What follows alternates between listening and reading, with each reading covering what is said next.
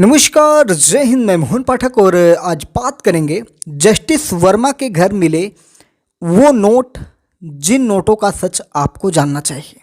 क्या देश के कानून में ऐसे प्रावधान हैं कि एक व्यक्ति के घर अगर कैश मिलता है तो उसकी गिरफ्तारी होती है, और एक व्यक्ति ऐसा है जो देश के सर्वोच्च पद पर बैठा हो, न्यायपालिका में बैठा हो, जस्टिस हो, जज हो, अगर उसके घर नोटों का बंडल मिले तो क्या उसकी गिरफ्तारी नहीं होगी? दिल्ली हाई कोर्ट के जस्टिस के घर हमारे हिंदू पर्व होली के त्यौहार की शाम एक छोटी सी आग लग गई थी। मज़ेदार बात यह है कि अचानक से इस आग लगने के बाद ऐसे राज खुलने लगे जो लोगों को अचंभा कर दिया। सुप्रीम कोर्ट से संसद तक और सड़क से सोशल मीडिया तक इस बात पर चर्चा होने लगी। कौन है जस्टिस यशवंत वर्मा? उनके बंगले पर कैसे मिले बेहिसाब नोटों के बंडल? और जजों की जांच और सजा का प्रावधान क्या होता है? इसी को आज हम जानेंगे, इसी को समझेंगे कि किस प्रकार से ये चीज़ें हमारी न्यायपालिका है, हमारा संविधान है, हमारे देश के कानून व्यवस्था किस प्रकार से कार्य करती है। घटना 14 मार्च की थी।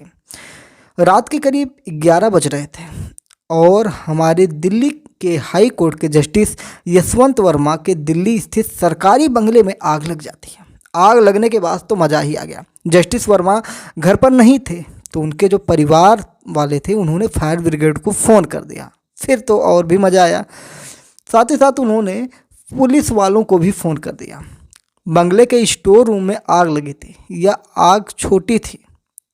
2 फायर ब्रिगेड ने मौके पर पहुंचकर आग बुझाने का काम शुरू कर दिया और पुलिस भी पहुंच चुकी थी। भाई जज साहब थे, कोई आम नागरिक होता तो शायद देर से पहुंचते, लेकिन जज साहब के बंगले पर तो भाई पहुंचना ही था। इसी दौरान एक कमरे में कैश का ढेर मिल जाता है। Allahabad high court bar association ने इस मामले में प्रस्ताव पारित किया है, जिसमें इस रकम को 15 करोड़ बताया जा रहा है। यानी कि भैया जज साहब के घर से 15 करोड़ रुपए मिले हैं। तुगलक रोड पुलिस स्टेशन के रजिस्टर में मामले की एंट्री कर ली गई है, लेकिन कहीं भी कैश मिलने का जिक्र नहीं किया गया है कि पैसा मिला ही नहीं है भैया। Delhi fire brigade chief Atul Garg का कहना है कि जस्टिस यशवंत वर्मा के घर आग बुझाने के दौरान फायर ब्रिगेड टीम को कोई नकदी नहीं मिली है। गर्ग के मुताबिक 14 मार्च की रात 11:30 बजे यानी कि 11:35 पर लुटियंस दिल्ली में बने जज के बंगले पर आग लगने की खबर मिली। टीम जब वहां पहुंची तो आग स्टोर रूम में लगी थी, जिसे बुझाने में 15 मिनट लगे। इसके तुरंत बाद हमने पुलिस को खबर दी। 6 जनवरी 1969 को इलाहाबाद में इनका जन्म हुआ था। जस्टिस यशवंत वर्मा का मध्य प्रदेश के रीवा विश्वविद्यालय से इन्होंने लॉ की पढ़ाई की थी। 1992 में वकील बने और ज़्यादातर प्रैक्टिस इन्होंने उत्तर प्रदेश की इलाहाबाद हाई कोर्ट में किया। 2006 से इलाहाबाद हाई कोर्ट के विशेष सलाहकार के रूप में भी काम किया। 2012-13 में वो उत्तर प्रदेश राज्य के मुख्य अस्थायी सलाहकार भी रहे। अक्टूबर 2014 में उन्हें हाई कोर्ट का अतिरिक्त जज और फरवरी 2016 में अस्थायी जज बनाया गया। 11 अक्टूबर 2021 को दिल्ली हाई कोर्ट में इनका तबादला कर दिया गया। फिलहाल वो यहाँ सीनियरिटी में नंबर 2 पर भी थे, यानी कि प्रमोशन इनका होने वाला ही था। जस्टिस यशवंत वर्मा के घर जैसे ही जलते हुए नोट दिखे तो इसकी सूचना पुलिस के अलावा अधिकारियों को भी दे दी गई थी। अधिकारियों के जरिए ये सूचना सुप्रीम कोर्ट के चीफ जस्टिस संजीव खन्ना और दिल्ली हाई कोर्ट के चीफ जस्टिस यशवंत उपाध्याय के कार्यालय तक पहुंच चुकी थी। मामला गंभीर था। किसी ने इस घटना के वीडियो और फोटो भी बनाए थे, जो CJI chief justice of India को भेज दिया गया। सूचना मिलने पर दिल्ली हाई कोर्ट के चीफ जस्टिस ने इन हाउस जांच प्रक्रिया शुरू की, जिसमें सबूत और जानकारी इकट्ठा की जा रही है। इस बीच मीडिया ने अपना पूरा खेल शुरू किया।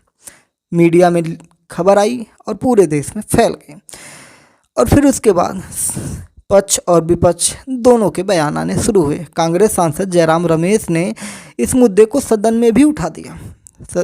उन्होंने सुबह सुबह कहा कि हमने एक चौंकाने वाली खबर पढ़ी, जिसमें दिल्ली हाई कोर्ट के एक जज के घर से भारी मात्रा में नकदी बरामद होने की बात सामने आई।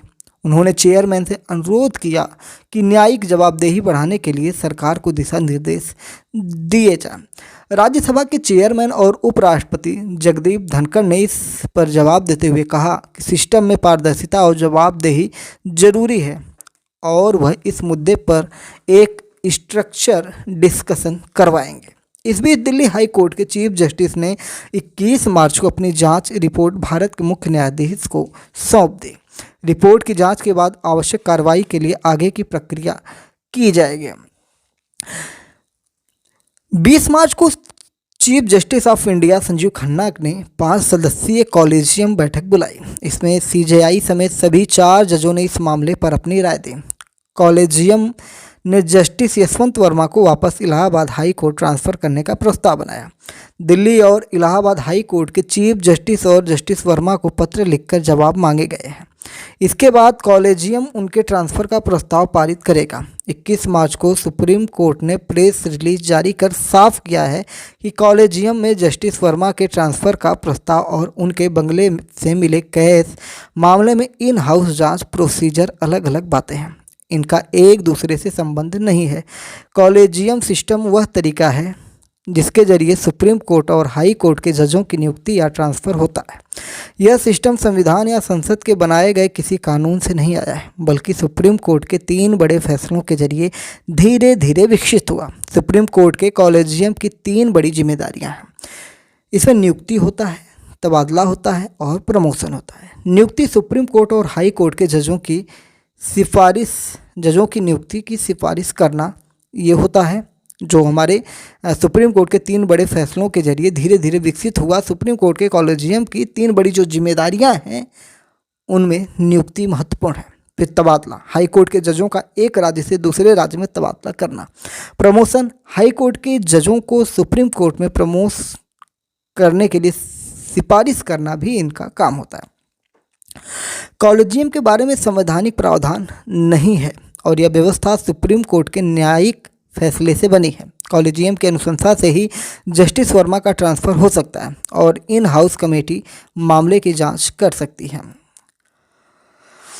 अच्छा, जो पैसा मिला है, इन पैसों की जांच कौन करेगा?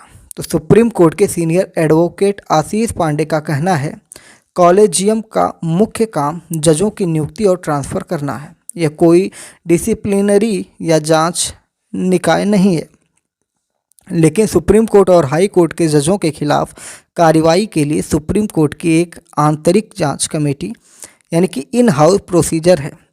इन हाउस प्रोसीजर में 4 पॉइंट्स पर काम होता है। अगर किसी हाई कोर्ट जज के खिलाफ शिकायत आती है तो उसे हाई कोर्ट के ही चीफ जस्टिस देखते हैं। छोटी मोटी शिकायतों को रद्द कर दिया जाता है और इसकी जानकारी सीजेआई को दी जाती है।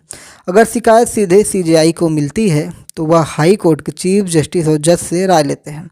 मामला संगीन होने पर जांच के लिए 3 लोगों की कमेटी बनती है।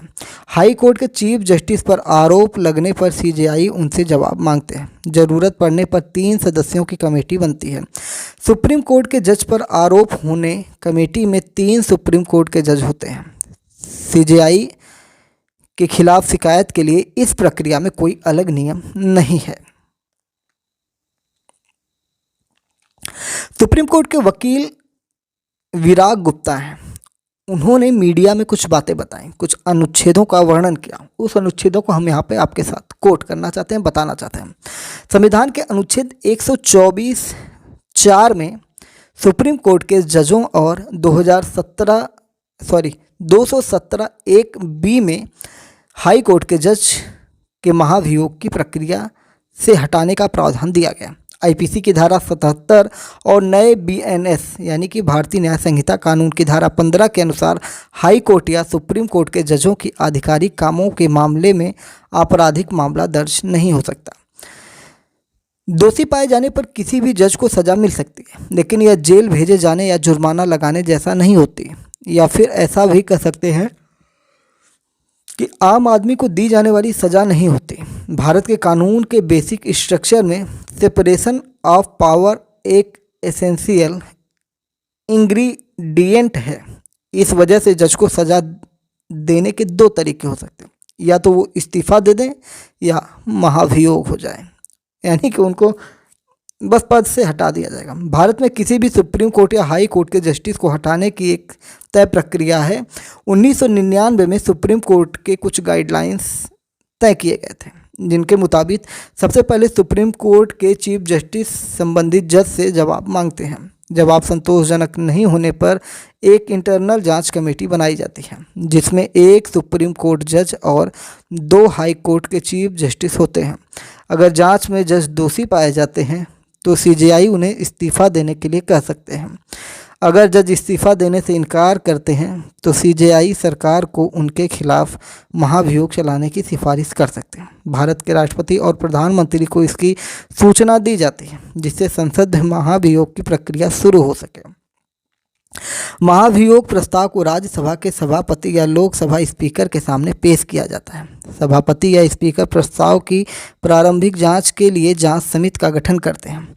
समिति में सुप्रीम कोर्ट के एक जज, हाई कोर्ट के एक चीफ जस्टिस और एक विशिष्ट विधि विशेषज्ञ शामिल होते हैं। अगर जज पर लगे आरोप साबित हो जाते हैं तो संसद में महाभियोग प्रस्ताव पेश किया जाता है। प्रस्ताव को पारित करने के लिए सदन के 2/3 बहुमत की आवश्यकता होती है। अगर एक सदन में प्रस्ताव पारित हो जाता है तो इसे दूसरे सदन में भेजा जाता है। दोनों सदनों में प्रस्ताव पारित हो जाता है तो इसे राष्ट्रपति के पास भेजा जाता है। फिर राष्ट्रपति की मंजूरी के बाद संबंधित जज को उनके पद से हटा दिया जाता है। 2018 में तत्कालीन चीफ जस्टिस दीपक मिश्रा के खिलाफ कांग्रेस और अन्य विपक्षी दलों के 64 सांसदों ने महाभियोग प्रस्ताव पेश किया था। जस्टिस मिश्रा पर दुर्व्यवहार के आरोप लगे थे, लेकिन तत्कालीन राज्यसभा सभापति एम वेंकैया नायडू ने उसे खारिज कर दिया। 2015 में ऐसा मामला राज्यसभा के 58 सांसदों ने गुजरात हाई कोर्ट के जस्टिस जेबी पारदीवाला के खिलाफ महाभियोग प्रस्ताव पेश किया। जस्टिस पारदीवाला पर अनुसूचित जाति और जनजाति के खिलाफ गलत शब्दों का इस्तेमाल करने के आरोप लगे। उस समय उपराष्ट्रपति हामिद अंसारी को यह प्रस्ताव भेजा गया। इसके बाद जस्टिस पारदीवाला ने अपने फैसले से उन शब्दों को हटा दिया। 2011 में भ्रष्टाचार और पद के दुरुपयोग के आरोप में सिक्किम हाई कोर्ट के चीफ जस्टिस पीडी दिनाकरन के खिलाफ महाभियोग लाया गया, लेकिन उन्होंने संसद में सुनवाई से पहले ही इस्तीफा दे दिया। जस्टिस दिनाकरन पर जमीन पर कब्जा करने और आय से अधिक संपत्ति रखने के आरोप थे। जस्टिस दिनाकरन पर राज्यसभा के 75 सांसदों ने महाभियोग चलाने की मांग की थी। सिटिंग जज के मामलों में हाई कोर्ट या सुप्रीम कोर्ट में PIL या न्यायिक सुनवाई संभव नहीं होती। Justice Verma Delhi high court से ट्रांसफ़र होकर इलाहाबाद हाई कोर्ट में ज्वाइन कर सकते हैं। ऐसा इस मामले में खुलासे के बाद ये हो सकता है या खुद ही छुट्टी पर चले जाएं, ऐसा भी हो सकता है। हाई कोर्ट बार एसोसिएशन ने जस्टिस वर्मा के वापस आने पर इलाहाबाद ट्रांसफ़र का विरोध किया। एसोसिएशन ने कहा कि इलाहाबाद हाई कोर्ट कोई कूड़ादान नहीं है जहां भ्रष्टाचार में लिप्त लोगों को न्याय करने के लिए भेज दिया जाए। Allahabad high court bar association ने जस्टिस वर्मा को न्यायिक कार्य से अलग रखने की मांग की है। संविधान लागू होने के 75 साल बाद अभी तक किसी भी जज को महाभियोग की प्रक्रिया से हटाया नहीं जा सका है। इसलिए आंतरिक जांच कमेटी की रिपोर्ट के आधार पर दोषी पाए जाने पर कॉलेजियम जस्टिस वर्मा के खिलाफ अनुशासनात्मक कार्रवाई कर सकता है। विवाद बढ़ने या फिर नए सबूत आने की स्थिति में जस्टिस वर्मा स्वयं ही इस्तीफा देने का निर्णय ले सकते हैं।